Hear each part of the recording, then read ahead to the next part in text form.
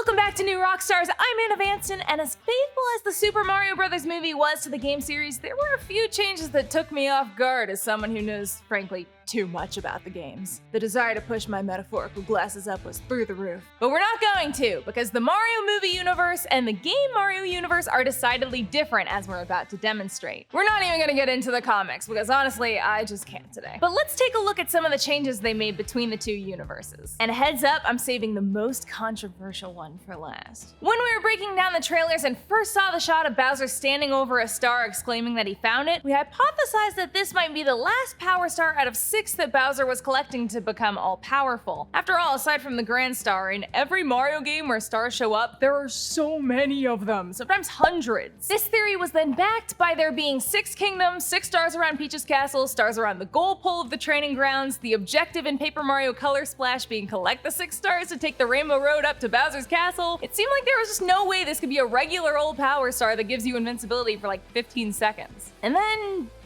it was. And there was only one. And Bowser didn't even use it! Honestly, I have more questions than answers. But in the Mario movie universe, this is called the Superstar, and it's extraordinarily rare, if not the only one of its kind, and Mario and Luigi just used up all 15 seconds of it. Whoops. And before we continue, a quick reminder to check out nerdride.shop, where you can always check out the latest and greatest in New Rockstars merch. You can make sure you're ready to travel down any convenient warp pipe with your very own New Rockstar shirt in the style of everyone's favorite hero plumbers. It's a great way to support the channel and help us make more of these videos that you love. Shop all of our great merch options over at nerdriot.shop. So after the first trailer dropped, many people were wondering where Mario was coming from when he discovered the Mushroom Kingdom. And it was confirmed that Mario and Luigi were humans who lived in Brooklyn, which was also their backstory in the Super Mario Bros. Super Show. While it's been confirmed by Super Mario Odyssey director Kenta Motakura that Mario is a human, and yes, there was a debate around that, but we won't get into it in this video. In the game universe, they seem to have been born in the Mushroom Kingdom, delivered by a stork to their parents. And even though in Yoshi's New Island it was shown that in the first game they were delivered to the wrong house, both the correct house and the wrong one were mushroom houses. And if we're being honest, those are the same parents who have switched places. Not to mention in Super Mario Odyssey, Mario looks distinctly different from the residents in New Donk City, and when asked about why that was, an official spokesperson for the company said he's a native son of the Mushroom Kingdom. Peach's backstory is a lot fuzzier in the games, and you could argue that everything we're shown in the games could have taken place after the events in the movie, but she's also shown already walking in the movie when she's crawling as a baby in the games. And there's also a distinct lack of Toadsworth, her primary caretaker, in Mario and Luigi Partners in Time. So either way, we'll say her origins shown in the movie are a new take on the lore. So going back to Yoshi's Island, the silhouettes of Mario and Luigi's parents are the only reference to their family we ever get, when in the movie they have a large family who are all very close. The only 2 named family members in the movie are Uncle Tony and Uncle Arthur, and believe it or not, we've heard the name Uncle Tony before. In the Super Mario Bros. Super Show, Mario and Luigi were discussing how to cut up a pizza when Mario says that if Uncle Tony showed up, he would eat more than his share. But the other family members who showed up in the show consisted of their mom and aunt, played by Lou Albano and Danny Wells respectively, so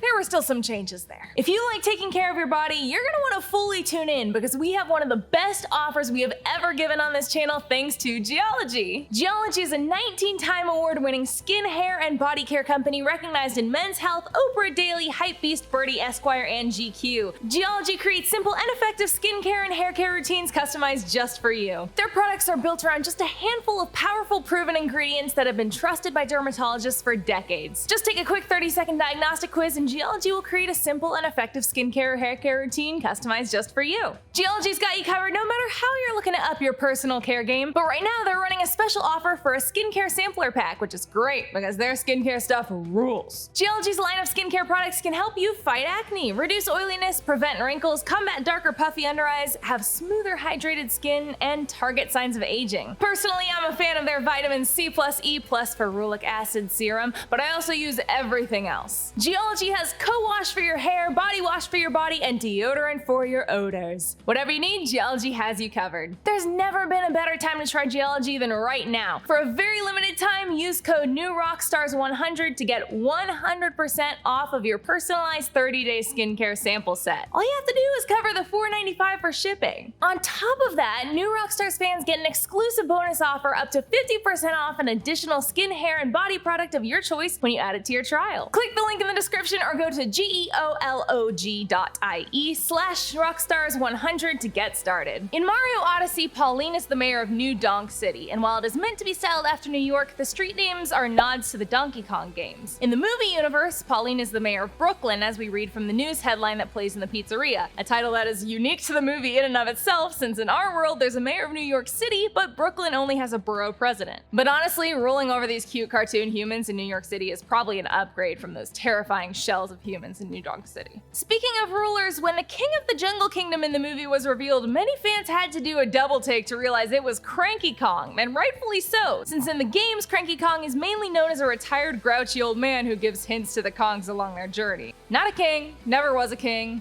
never gonna be a king! And while there was never an explanation for how Cranky became a king in the movie, I have to imagine it's a generational inheritance, since Donkey Kong is heir to the throne in the movie, and Cranky, at least in the game canon, was the original Donkey Kong in the arcade game. By the way, this paradox led to an interesting change in the movie, in which the game Jumpman, which is clearly supposed to represent the Donkey Kong arcade game, couldn't have Donkey Kong in it, and in his place is a different monster, possibly a Yeti?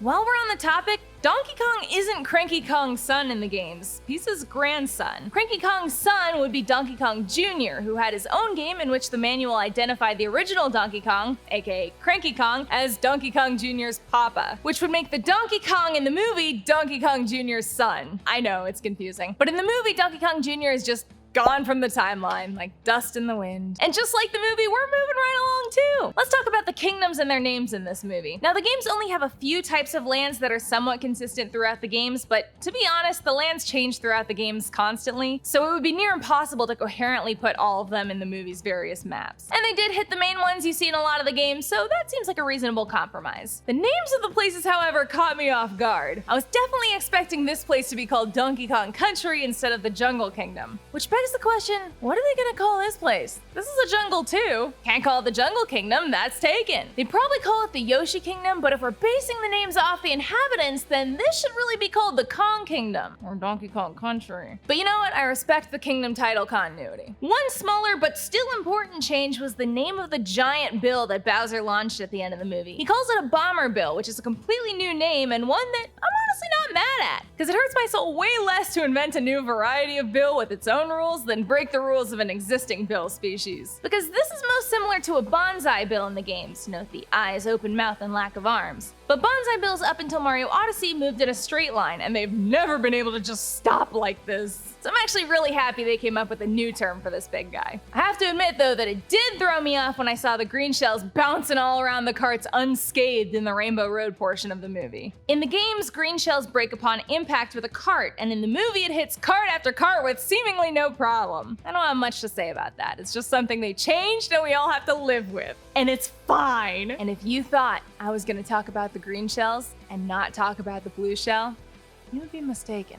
This is a hot topic among fans, and the movie just added fuel to the fire. For those who may be unaware, the spiky winged shell that the Koopa General turns into in the movie is an item from the Mario Kart series. While its appearance and movement has changed throughout the games, it has always been an item that targets first place. The debate revolves around what it's called. Colloquially, most people call it a blue shell due to the ease of identifying it that way, but it is officially called a spiny shell, a fact which most Team Blue Shell people respond to with a simple, nah. But why doesn't Nintendo call it a blue shell? It's likely because blue shells have existed in the game Sans Wings and Spikes, and they needed to differentiate them. But the movie boldly proclaimed for the people and called it a blue shell. I have to say though, it doesn't technically settle the debate since the movie universe is clearly different from the game universe. But Team Blue Shell can take solace in the fact that Nintendo really said we see you with this movie. And then Team Spiny can take solace in the fact that they're technically right, but only when referring to the shells in the games. On that note, I just want to end by saying just because there are two different canons doesn't mean that one is superior to the other or that everything you knew from the games is wrong. They're two different universes, both are very good. So have civil conversations and just don't make fun of people in general, yeah? Let's all metaphorically just live in the chill kingdom, which is separate from the snow kingdom, which is only canon to the movie. Meanwhile, you can follow me on Twitter at @It'sAnnaVanston and follow and subscribe to New Rockstars at New Rockstars for more breakdowns of everything you love. Bye!